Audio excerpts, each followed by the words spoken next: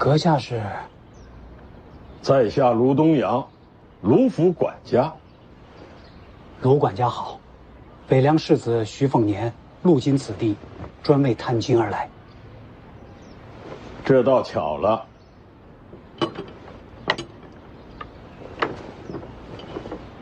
卢府今日不会客，各位请回，择日再来。啊，我等初到阳城，并无住处。这与我何干？或者卢管家帮忙通报我家小姐。徐知虎败坏家风，有何颜面出来见人？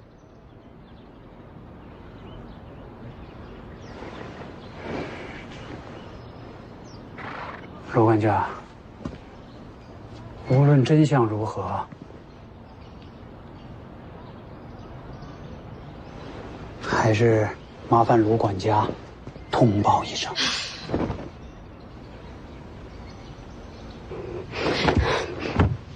你干嘛？这家伙故意羞辱人啊！关你什么事啊？看不过去啊！哎呀，你忘了卢家和楚国的仇了，还往外跑，你不怕他们认出来？那时候我才多大，谁认得出来？都说北凉荒蛮之地，果真不懂礼数。我说的还不够清楚吗？今日不会客，我通什么报啊？哎呦，这魏舒阳也是窝囊，这都不发火。卢家和北凉结亲，那就是天然的盟友。魏舒阳要考虑两家关系，不会乱来的。哎呦，哎呦！这把刀。你好大的胆子！别闹太大。这是阳城，这不是你们北凉。北凉行事待人，其实一直都很简单。待我以礼，还之以礼；待我刀兵，还之刀兵。卢管家莫怪。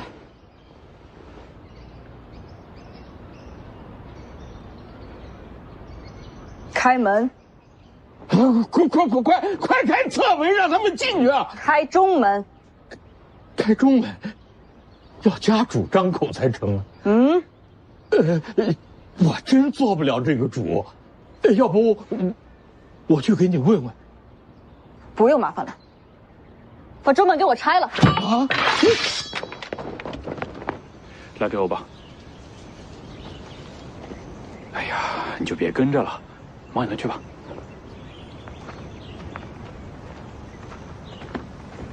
这人就琉璃亭，其他读书人讲究君子远庖厨，他都肯亲自下厨，也算难得。娘子啊，是我。我姐不会看上他。世子如此确定？我姐心里有人了。卢家病死的公子。我姐心里的人在武当山。武当山，那不都是道士吗？去办事吧。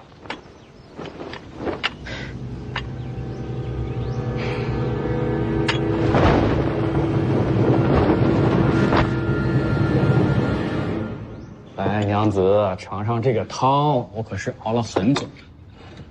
还气呢？那气坏了身子就不好。气死拉倒，刚好趁了你的戏。我实在是冤枉啊！你也知道，是那大妇主动缠我，实在是无妄之灾。那女子可比我年少。娘子，我对你是一片真情，怎么会对那种荡妇动心呢？你怎么就不信我了？那女子不知廉耻，你以后少去见她。不行，避之不及，早会相见。尝尝啊，别生气。夫人还没动筷呢，等吃完了再来收拾。这些下人越发没有规矩了，别生气啊！你去看看。谁啊？琉璃亭刘先生。这又是谁呀？都到家里来了。我也不认识啊。你是怎么进来的？你要做什么？哎，味道还挺好的。刘丽婷，这到底怎么回事？夫人息怒，我当真不知此女是谁啊！你到底是什么人？怎么进的府门？你给我出！哎，不是，息怒，别生气，别生气，叫人拿下，送官衙。好，我现在就去叫人。夫人的簪子还挺漂亮的。你干什么？姑娘若是求财，把人放了，一切好说。我不要钱，只要命。刘先生的名声这么大，不如借命一用。我与姑娘素不相识，哪来的怨仇？你我并无仇怨，可我和北凉不共戴天。在下与北凉也并无干系呀。徐之虎是徐骁的女儿，那你应该去卢府杀徐之虎才对啊。卢府戒备森严，再说了，卢家还有一个唐西剑仙卢白洁在，我也闯不进去。这可亮堂多了。是不是闹得大了些？越跋扈，京城那边越放心。真守礼了，反受忌惮。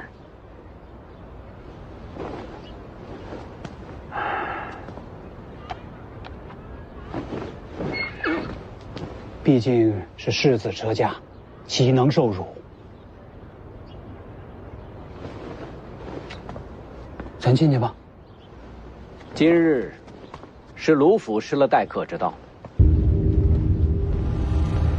我替管家们给各位赔礼了。罢休剑，你是唐西剑仙卢白洁。李剑神面前不敢提剑仙二字，晚辈已久闻剑神大名，今日斗胆，愿领教两袖青蛇，砥砺剑道。你怎知李剑神在此？芦苇荡一战，李剑神威压四方，已传遍了江湖。前辈，可愿赐教？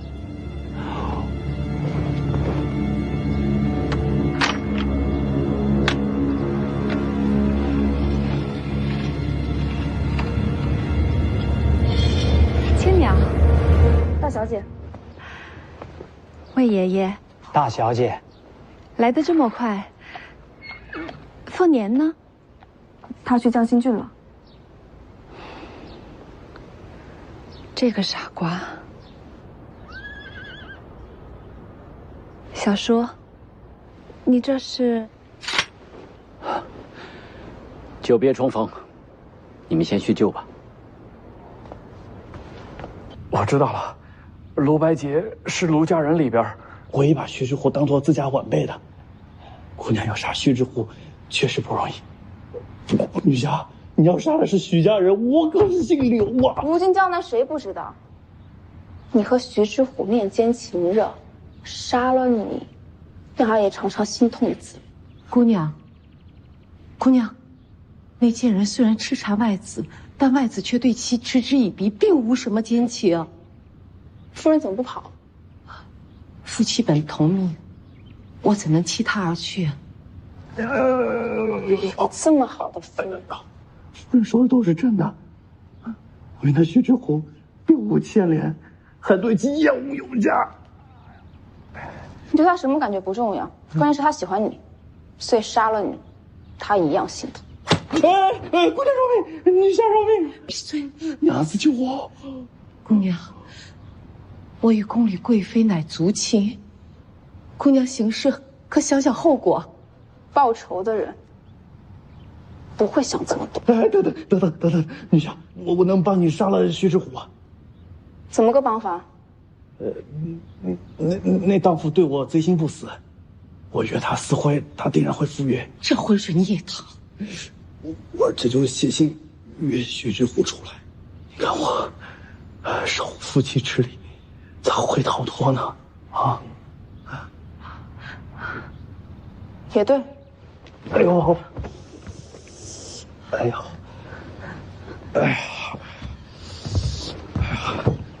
你们可以逃走，也可以大声叫喊，看看有没有人会来救你。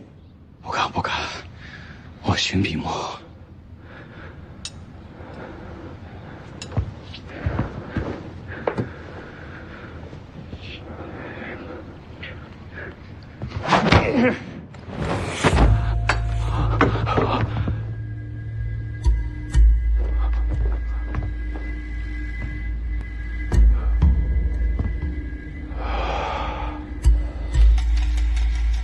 接下来的话，不能让他听到。什么话？我和徐志虎之间真正的关系。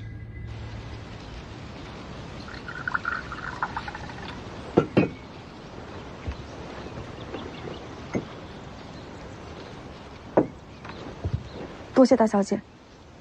不必多礼，能见到北凉府里来的人，我心里高兴。坐吧。其他人也都安排好了住处，你放心就好。哎呀，只是凤年，他应该先来见我呀。世子也是听了传闻之后，想要亲自去看看。我和那琉璃亭之间，并非坊间所说的那样。怎么说？是你在纠缠徐之虎？确实如此。每逢徐志虎出门，我总会找机会偶遇，送诗文、赞美色，各种手段用尽，也算是费尽心机。换做其他女子，总会动容，可偏偏这徐志虎铁石心肠，始终将我拒之千里。那报国寺呢？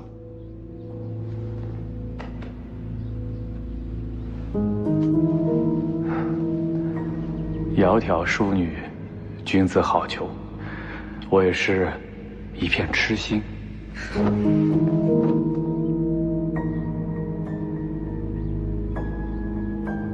他恰好碰上你的夫人。不是巧合，他是专程来寻我的。然后呢？他没瞧见我抓人衣袖，我当时随机应变，斥责徐志虎不守妇道，屡次纠缠。你反应倒是挺快的。也是无奈之举。之后呢？那次还是相信我，一气之下动了手。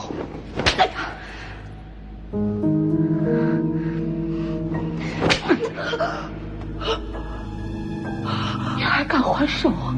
待我刀兵还治刀兵，北凉人向来如此。所以，我和徐志虎之间并无情谊，他对我恐怕只有恨意。女侠如果要杀我，他并不会心痛。还是不对。既然是你纠缠徐之虎，那他为什么不出言反驳？这点我确实也想不明白。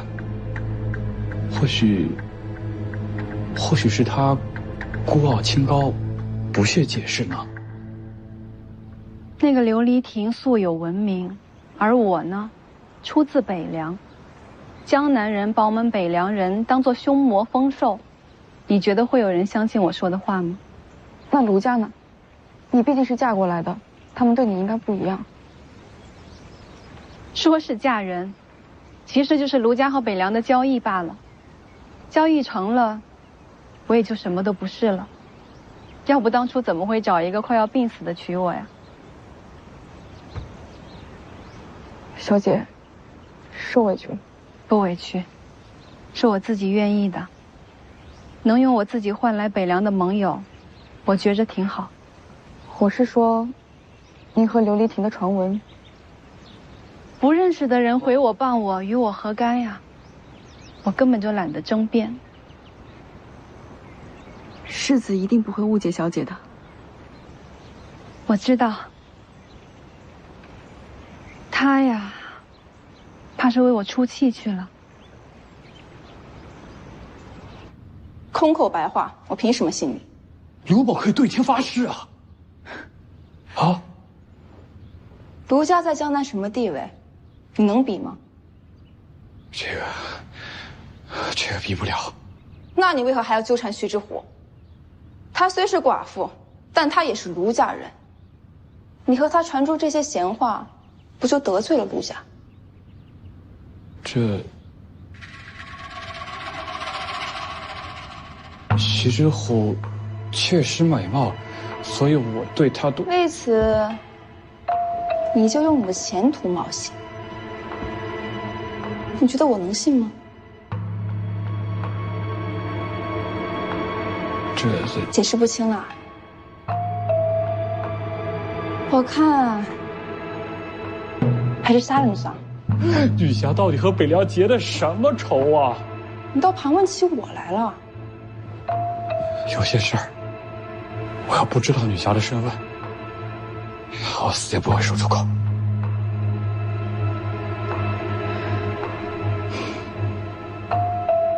告诉你也无妨。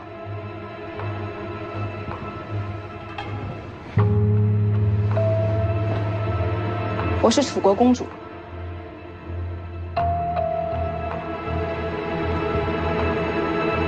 西楚王国公主。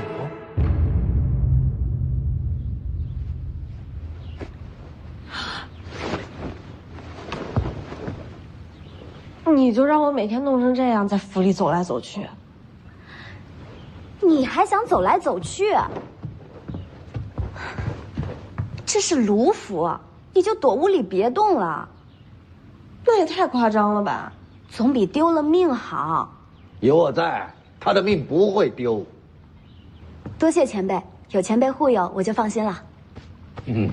是徐凤年叮嘱我护着你，要谢他吧，小丫头。谁要谢那家伙？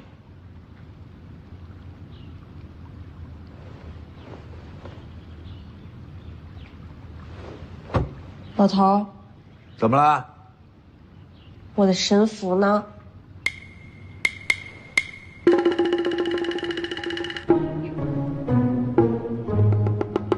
那个是我借给你的，你给弄丢了。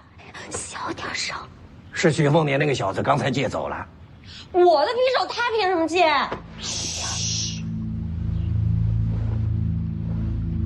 他借神符做什么？这把匕首，认识吗？西楚传国匕首，神符。你倒是认识。史书记载，此匕首可换12trận。这等宝物我有所听闻。你真的是西楚公主？你活到现在没有死？你希望我死了？哦，不敢不敢。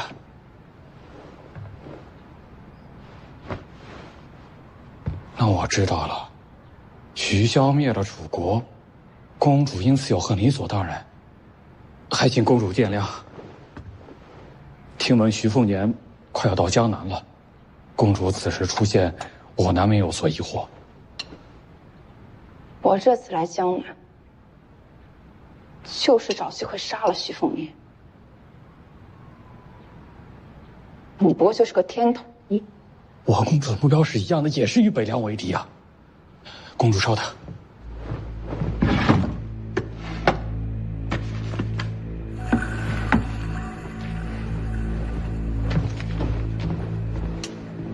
公主，你看，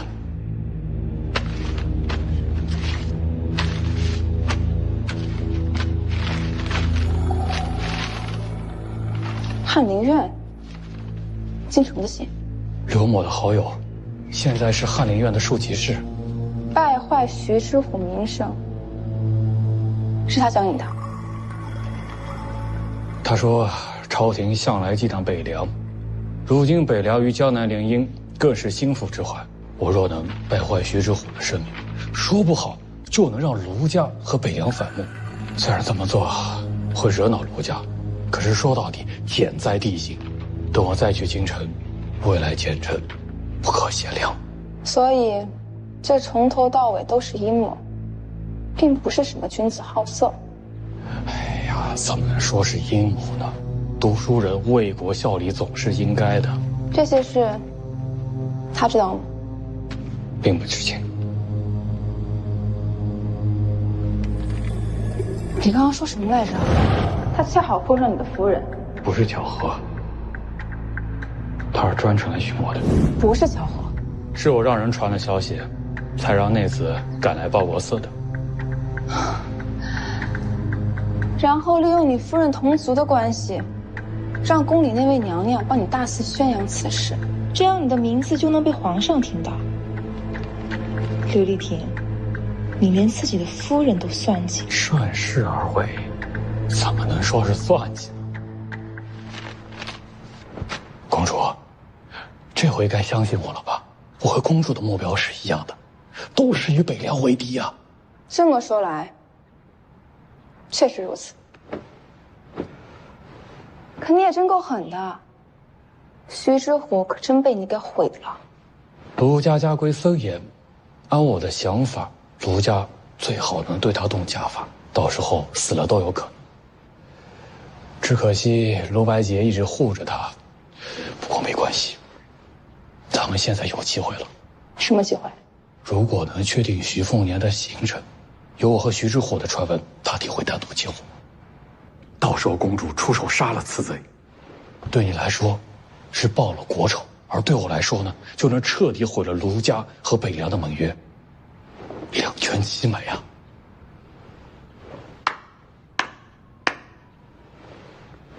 厉害啊！真不愧是读书人。信是谁写的？你又是谁？晋兰亭，没听说过。翰林院庶吉是这么多，世子没听说过也很正常。就不知道到底是谁的人。张巨鹿，还是别人？不好判断，不过这手段倒是阴险。这个晋兰亭回头得好好查查。你刚才做的不错，但还是有破绽。他说他受京城指派时，你不应该这么轻易缓和下来。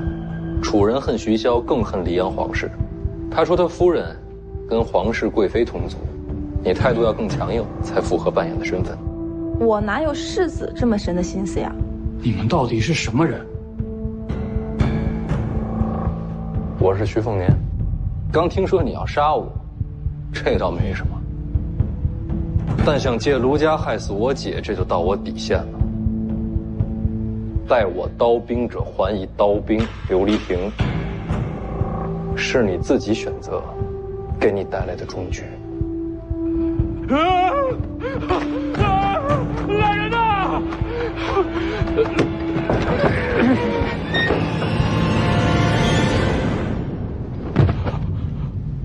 世子，他怎么办？他打过我姐一巴掌，我姐也还了他一巴掌。这事儿，就算跟他没关系了。就这么放了？要不杀了吧，顺手的事儿。做人做事儿，还是要有点底线。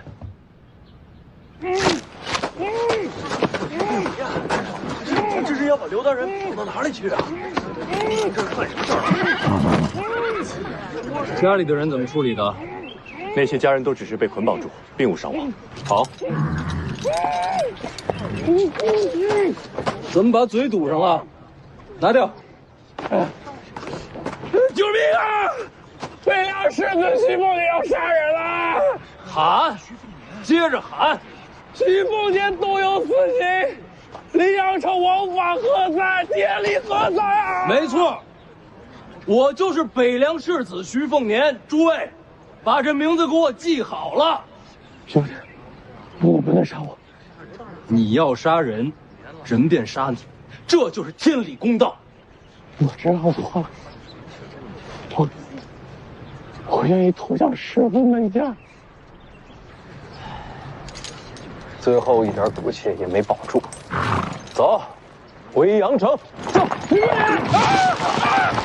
徐凤年！徐凤年，你把我放开！徐凤年！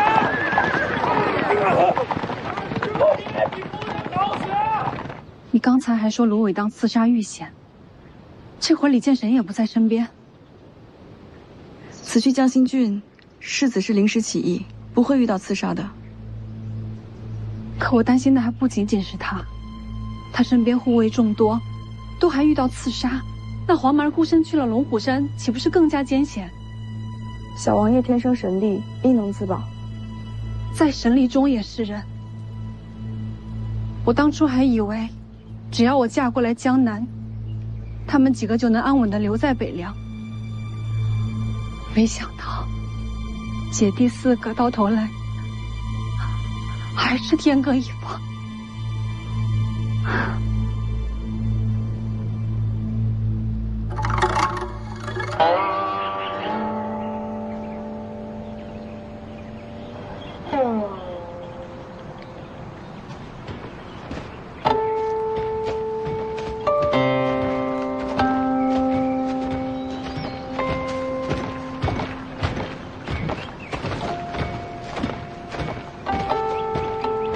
小兄弟，请问这是龙虎山吗？请问上山该往哪边走？哦，多谢。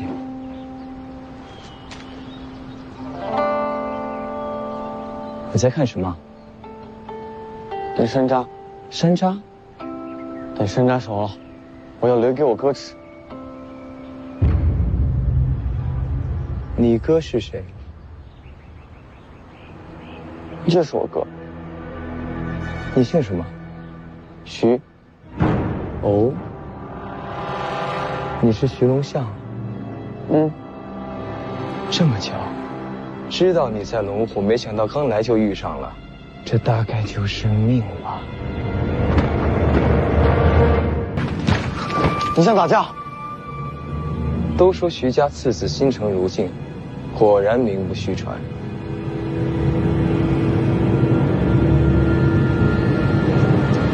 阁下，想对我徒弟做什么呀？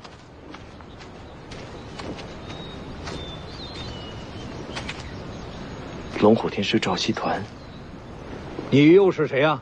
一场误会，在下来龙虎山也是为了寻人，打扰天师，就此别过。哎，我让你走了吗？老道士，咱们打他吗？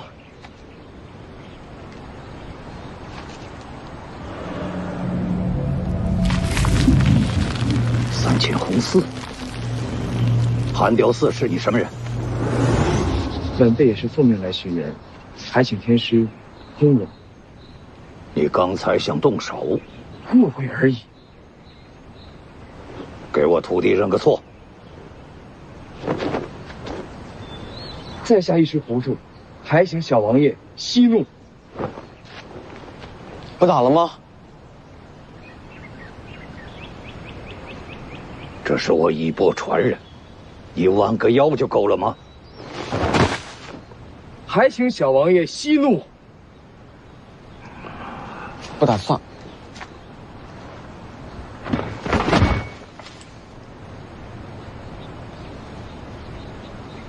要不，我磕一个。你叫什么名字？无名后辈，不足挂齿。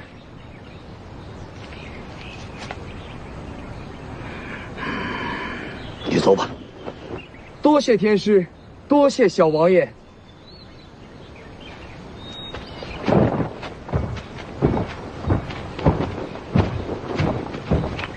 能屈能伸呐，新一辈又要出人才喽。老道士别怕，他要是敢欺负你，我帮你打他。什么老道士，老道士，你得叫我师傅。老道士师傅。哎呦，行吧。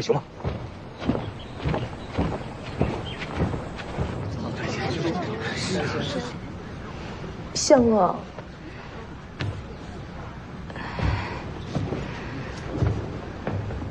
相公，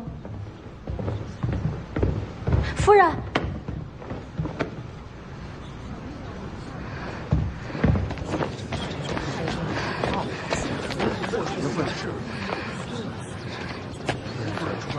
这刘先生已经被马拖走好一会儿了，带头的那个自称是北凉世子徐凤年。哎，你们看，那不是刘大人吗？刘丽亭有大人，这刘大人被谁拖在马后边？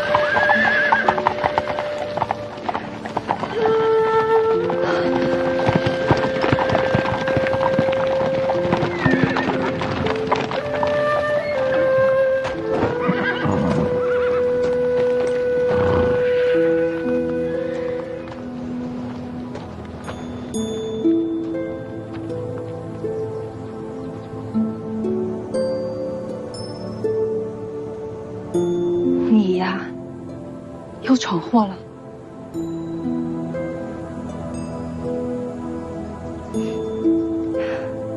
你好像瘦了。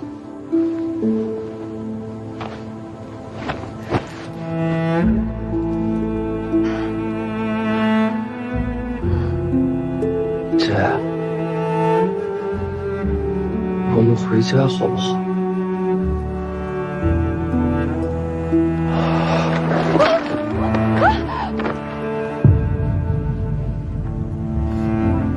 凤年，凤年，凤年。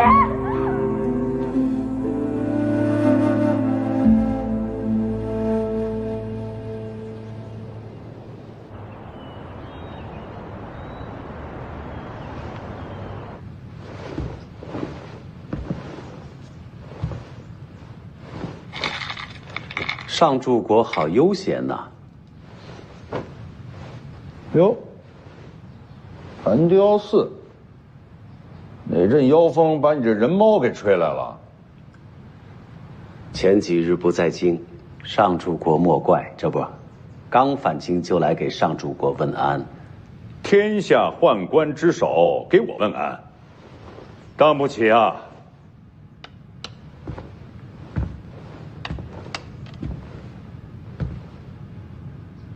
上柱国这局势有些险峻呐。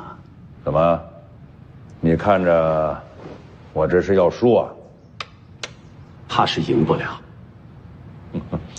这么些天，他一盘棋没输过。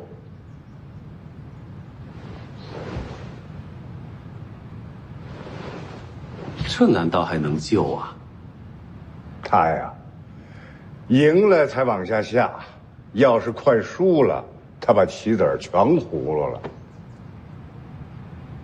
这棋品可有点无赖。哼，何止棋品呢？棋品如人品，啊！嘿嘿嘿嘿嘿嘿嘿。世子倒是得了上柱国的真传呐。我那宝贝儿子，是不是又做了什么了？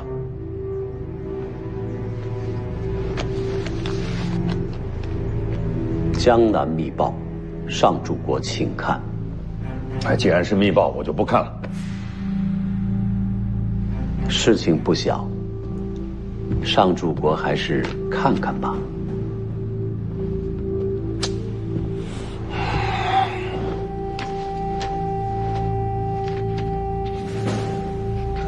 我现在已经老了，啊，眼也花了。你说给我听听。世子在江心郡闯入江南名士刘黎亭家中，随即将刘黎亭绑于马后，拖至阳城，把人活活拖死。此事一出，文坛震惊，江南学子联名弹劾的奏章已经在入京的路上。既然人死了，那就把他法办了。跟我说这干什么？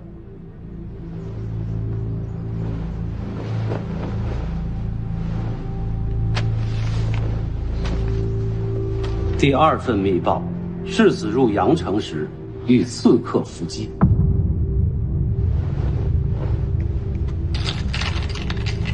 上柱国不问问世子生死吗？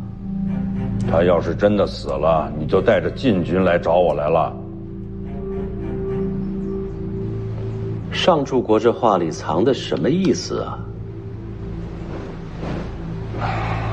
你说什么？这些当宦官的，这弯弯绕就是多，啊，做事说话黏黏糊糊的，一点都不敞亮，这见着就烦。你们斗嘴，别扯我头上啊！刚才不算我啊，是他打扰的。哎，哈哈哈哈哈哈！又赖。经查，世子背后被刺客击中，血溅当场。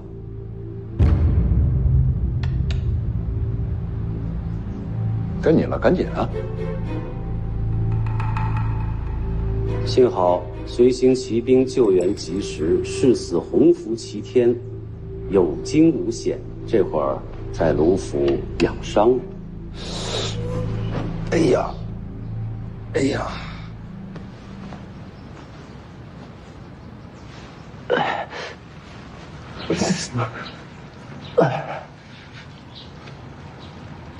小心点，怎么样？伤口复原的还不错，只受了点皮外伤。要是再偏一点，恐怕连命都没了。这小子，姐，你放心，祸害1000年，我可没那么容易死。你还说呢？知道有刺客，为何不小心防备？我这不着急帮你出气吗？刘丽婷死了，他想害你，罪有应得。你知不知道他那发起想高官抓你？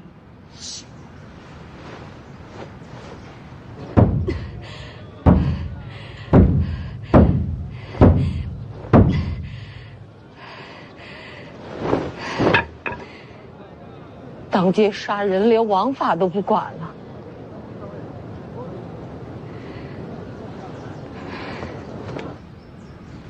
府衙不肯接状子，对外说是衙里官吏受了风寒，难道是怕了我世子身份？这是江南，怕你北凉世子做什么？要说啊，你闯了这么大的祸，卢家早该把你赶出府去了，才不想为你接下这么大麻烦呢。那怎么就改主意了？要说呢，祸福相依，这伤啊也算来得及时。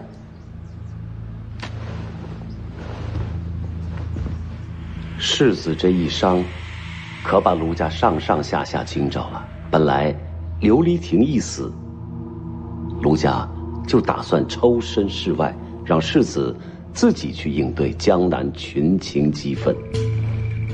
可偏偏这时候，刺客就伤了他。哎，还是怕北凉，啊？是啊，世子闹得再大，卢家都敢翻脸训斥，毕竟是有姻亲。可刺客这一闹，这事儿就麻烦了。卢家就得小心护着世子，可不能让您觉着是他们下的杀手。哎，都是亲家，没必要那么小心翼翼的。亲家，卢道林是礼部尚书，人就在京城。上柱国来了这么多天，他来瞧过您一眼吗？大家都忙，没必要强求。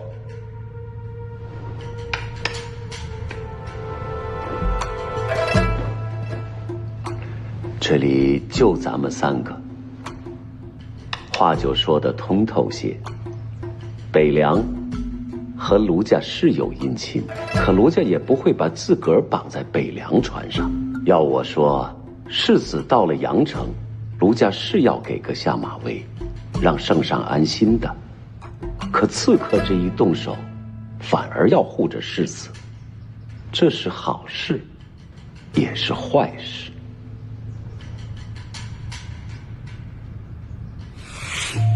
好处嘛，就是这么一来，卢家一定会把你照顾得好好的，可不敢让你真出了什么事儿。要说咱爹这人徒的名声，那也不是白给的。衙门不接状子，也是卢家安排的。名门士族在江南，那不跟土皇帝一样？有好处，那也得有坏处吧？坏处嘛，就是这么一来，卢家和北凉就走得太近了，在京城那边，恐怕说不过去。二乔是我在路边救的丫头，她不是卢家人。卢家就没几个好人，要不是世子你受了伤，平日连卢炭都不给咱们屋里送。卢家对你这么苛刻？那是。好好换药，别胡说。你别听他胡说，我在这儿过得挺好的。咱们说正事儿，爹现在在京城，正在替你保住世袭罔替呢。只是如果江南和北凉不起任何争执的话，皇上怎么肯把北凉王位留给你呢？上主国，陛下想看见什么，你该知道。陛下喜欢看什么，我哪知道？徐凤年在江南杀人，可说是凶悍暴虐。可陛下看着高兴，他闹得越厉害，江南文人越恨他，陛下就越满意。你倒是肯说两句实话啊！可这一受伤，卢家小心翼翼地护着，局势就不好看了。哎，要么这样，让陛下下一道旨意。这下什么旨意？下旨，让徐凤年杀他几个卢家人，到时候那个卢家跟徐家一定倒翻，这样大家就皆大欢喜了嘛。上主国莫开玩笑，陛下怎可能有这种旨意？那你让我怎么办？哎呀，我传令给凤年，让他杀自己的亲家。徐凤年想要世袭罔替，北凉就必须是孤镇，该怎么做？上主国自己掂量。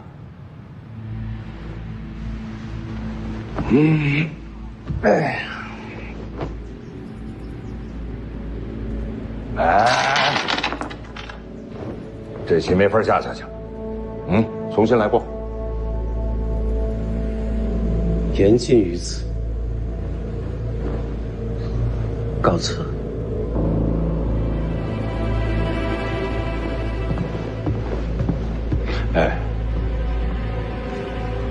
凤年此行遇到福建洪家刺杀，上一代洪家人就是死在他的手里。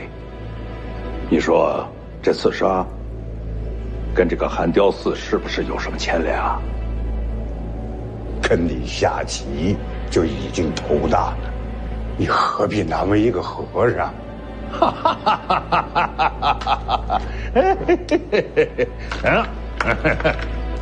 上主国，不过寒雕寺说的也没错，卢家和北凉不闹翻，你要的世袭罔替就守不住，你就没备个后手？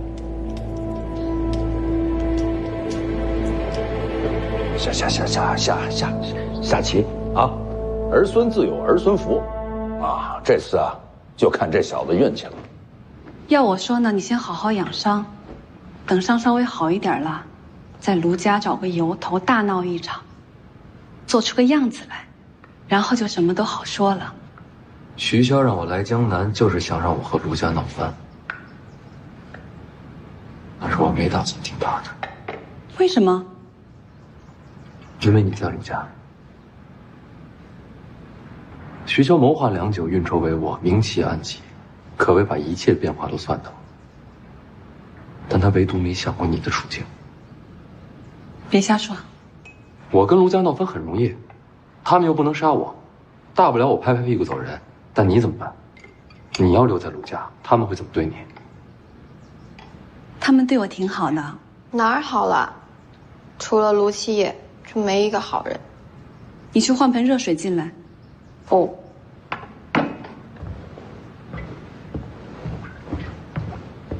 你别听他瞎说，也不要乱想。好歹呢，我也是卢家的媳妇儿啊，他们待我再坏也坏不到哪儿去。你就安心办你的事儿，只要守住世袭罔替，你就可以名正言顺地接手北凉。一切要为了大局着想。为了大局就活该让你受委屈吗？这样的大局我宁愿不要。让我跟卢家闹翻可以，我就一个条件。姐，你跟我走。你傻小子。跟我去武帝城也可以，我找人送你回北凉也可以。再不成，我让人送你去武道。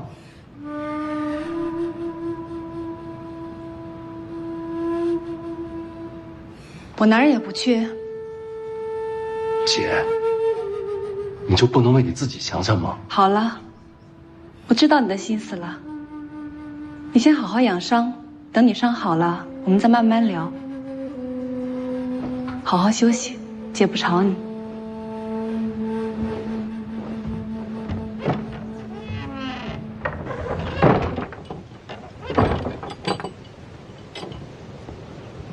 小姐，嘘。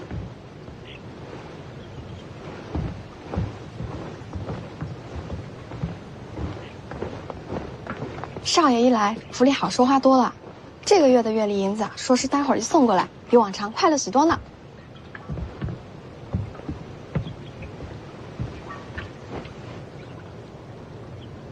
你坐。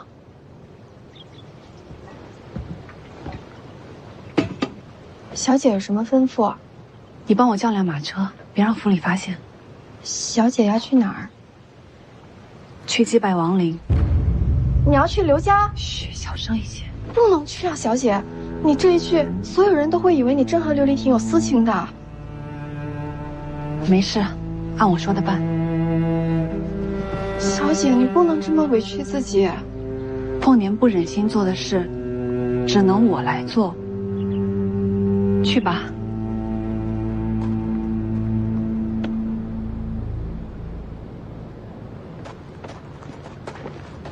哪儿叫的马车？车马行，没让府里发现。嗯。你回去吧，我自己去刘家。我陪你去。不行，凤年这孩子聪明，见不着我会问。如果他问起，你就说我给他请大夫去了，别让他起疑心。小姐，不用担心。要不这样，回头你跟着凤年离开江南，省得留下来受欺负。我要跟小姐在一块儿。真是个傻孩子。回去吧。江心郡琉璃亭府上。是。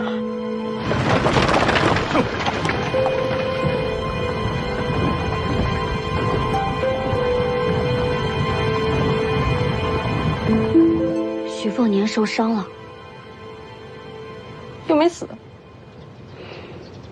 你听我说，我想来想去，总觉得徐骁让咱们俩一路同行，怕是不怀好意。万一真要有什么阴谋诡计，就得靠徐凤年了。靠他？未雨绸缪，受伤了看望一下也不费事。哎呀，走了走了。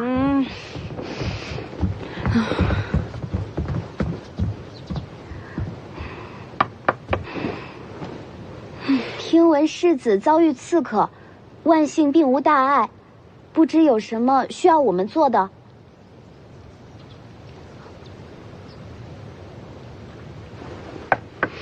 世子，怕是睡了。哎，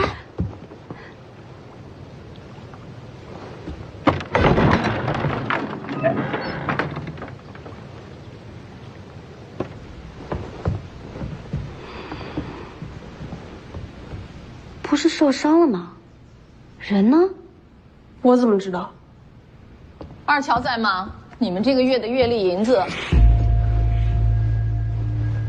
我们是来找世子的，请问我家世子去了哪里？我又不是这个院里的，我怎会知道？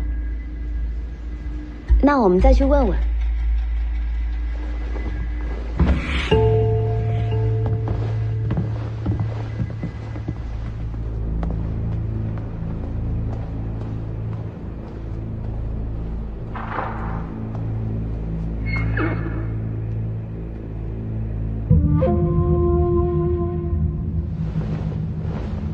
见过宰府。徐骁什么反应？说了半天，没句准话。听说儿子遇刺，也没反应吗？面不改色。哼，什么人土？分明是人精。徐消费这么多事，就为了世袭罔替，绝不会就此收手。要我看，徐家必定会和卢家闹翻，到时候陛下恐怕真会将世袭罔替保留不变。北凉不能再姓徐。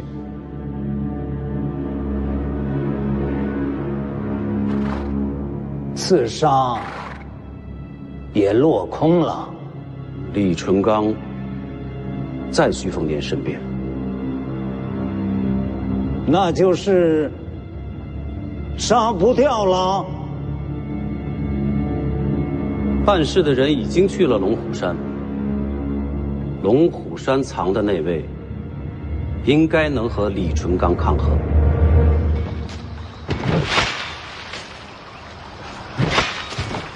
无底潭边钓鱼人，我怎么不知道这山下有个无底潭？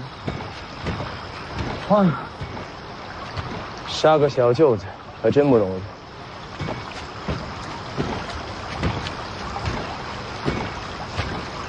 龙虎山藏了高手，这种江湖事，宰府何必劳神？总之，请宰府放心。一定不会让徐凤年活着回北凉。你明知陛下不愿杀徐凤年，为何帮我？绥靖之策，后患无穷。是这道理。杀徐凤年，北凉必反。然而当断则断，乱一时好过乱一世。有我在，定能平定风波。宰府真是国之干臣，可要说你是一心为国，我也不会信。我不管你杀徐凤年求的是什么，但我先提个醒：若有伤国体，我不会放过。要杀徐凤年，就别拖太久。请宰府静待佳音。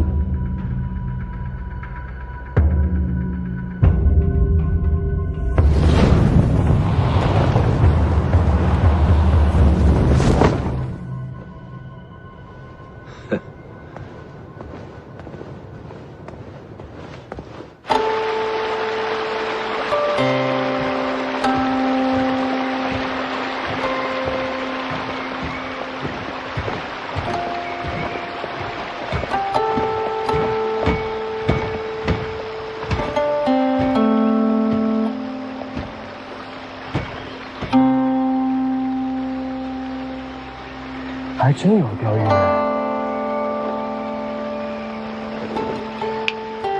去试试。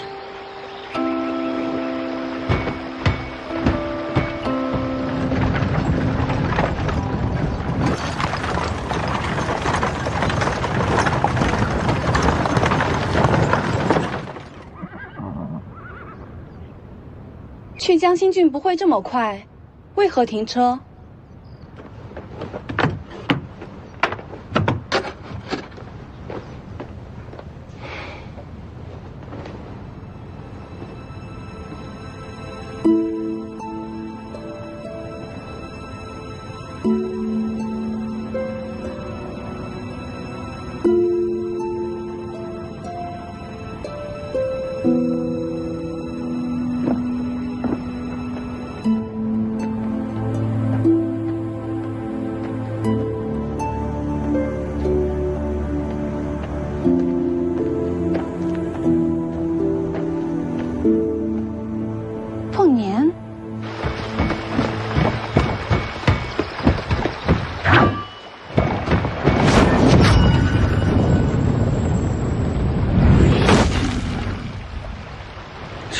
可以。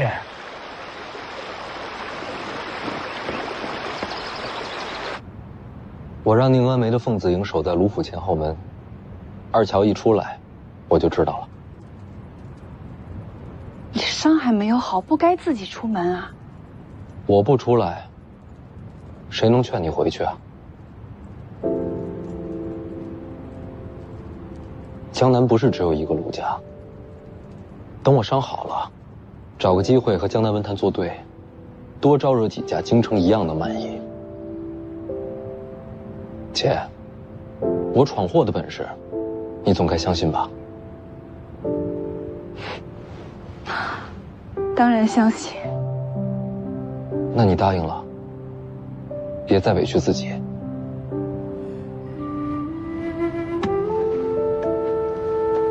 我整天追着你跑，我的伤可好不了。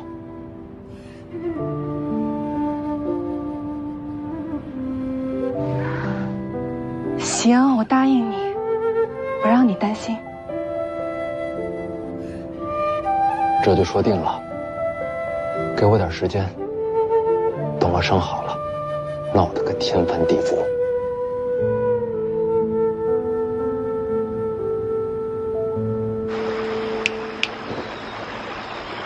他是死了吗？睡着了。前辈如何做到的？福将红甲都给了你，韩雕寺是你什么人？是我师父。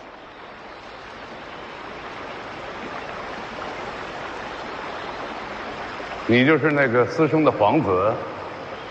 这您都知道？我还知道，你此番来龙虎山找我，是为了杀徐凤年。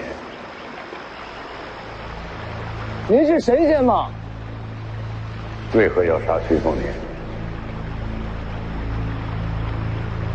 为国除害。不对，你是想引发天下大乱，趁乱而起，夺取皇座。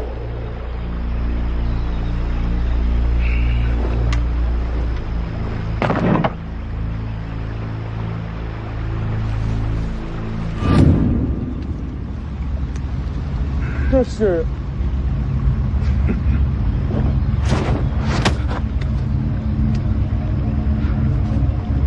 传国玉玺。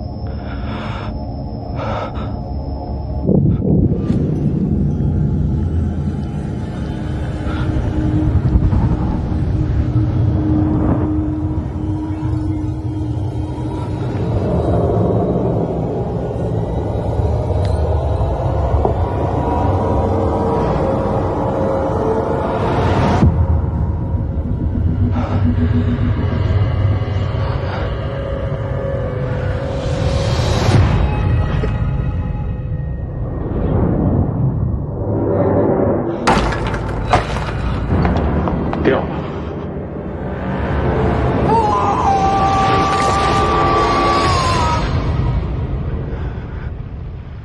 不，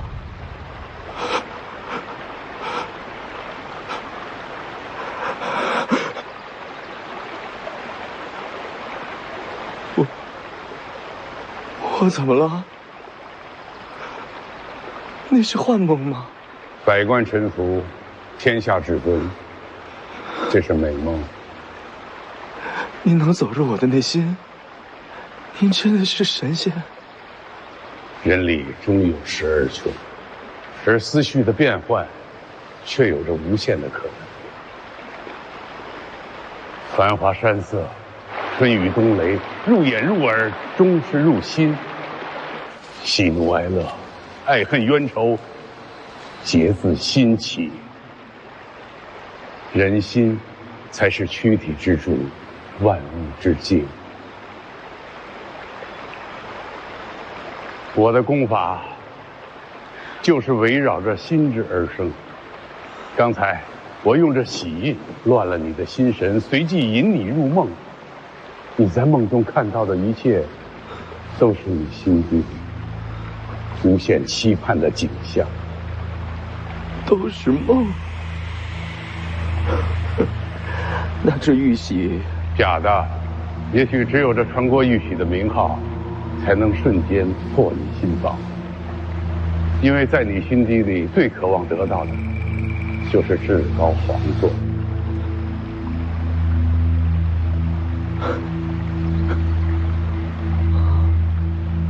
这种功法，岂不是和天神一般？没那么容易。我要先了解你的过去，猜测你的心思，然后还要找到一个能够乱你心神的契机，才能引你入梦。您了解我？我早就知道你。我听师父说，您也是皇族。我不会出山。北凉拥兵自重，未来一定是黎阳朝的心腹大患。杀了徐凤年，才能消除隐患。没钓到鱼，我出不了山。钓鱼？钓什么鱼？我帮您钓。好啊，那你就先试试，把那钓竿拔出。啊？这水潭有多深啊？韩雕寺没说这是无底潭吗？无底？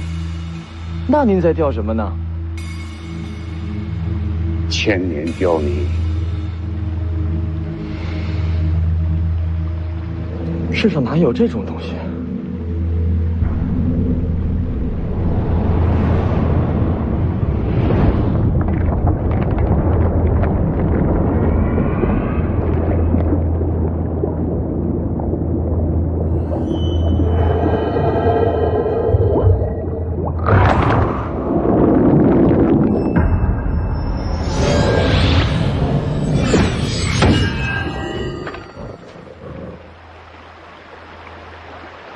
您说测人心思、乱人心神才能让人入梦，怎么对他就这么容易？韩雕寺把这些人塞进红甲时，已经抹去了他们的心智，自然容易。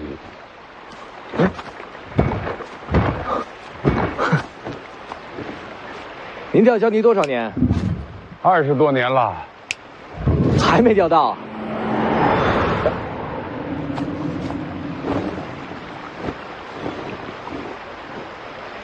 按辈分，我该如何称呼您？不用算辈分，叫名字就好。赵黄巢。哎，晚辈可不敢。